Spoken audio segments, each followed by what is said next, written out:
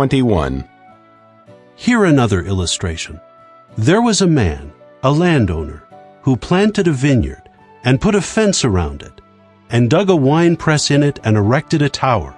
Then he leased it to cultivators and traveled abroad. When the fruit season came around, he sent his slaves to the cultivators to collect his fruit. However, the cultivators took his slaves, and they beat one up, another they killed, another they stoned. Again he sent other slaves, more than the first group, but they did the same to these.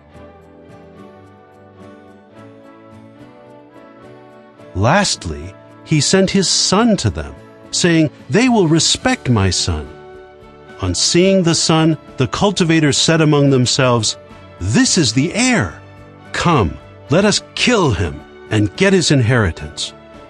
So they took him and threw him out of the vineyard and killed him. Therefore, when the owner of the vineyard comes, what will he do to those cultivators?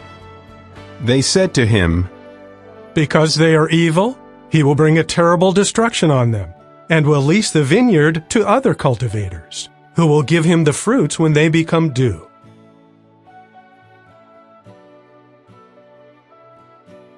Chapter 22. Then the Pharisees went and conspired together in order to trap him in his speech. So they sent their disciples to him, together with party followers of Herod, saying, Teacher, we know you are truthful and teach the way of God in truth, and you do not seek anyone's favor, for you do not look at the outward appearance of people. Tell us then, what do you think? Is it lawful to pay head tax to Caesar or not? But Jesus, knowing their wickedness, said, Why do you put me to the test, hypocrites? Show me the tax coin. They brought him a denarius. He said to them, Whose image and inscription is this? They said, Caesar's. Then he said to them, Pay back therefore Caesar's things to Caesar, but God's things to God. When they heard that, they were amazed, and they left him and went away.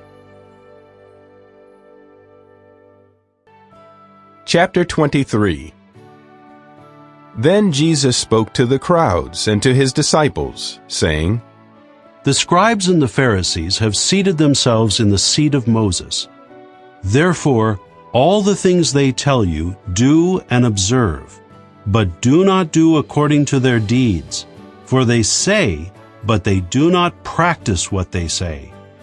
They bind up heavy loads and put them on the shoulders of men, but they themselves are not willing to budge them with their finger.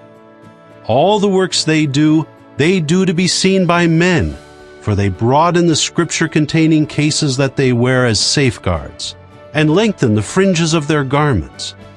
They like the most prominent place at evening meals, and the front seats in the synagogues, and the greetings in the marketplaces, and to be called rabbi by men. But you, do not you be called rabbi, for one is your teacher, and all of you are brothers.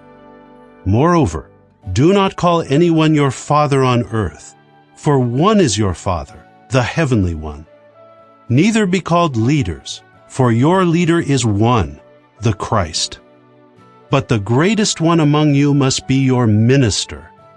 Whoever exalts himself will be humbled, and whoever humbles himself will be exalted.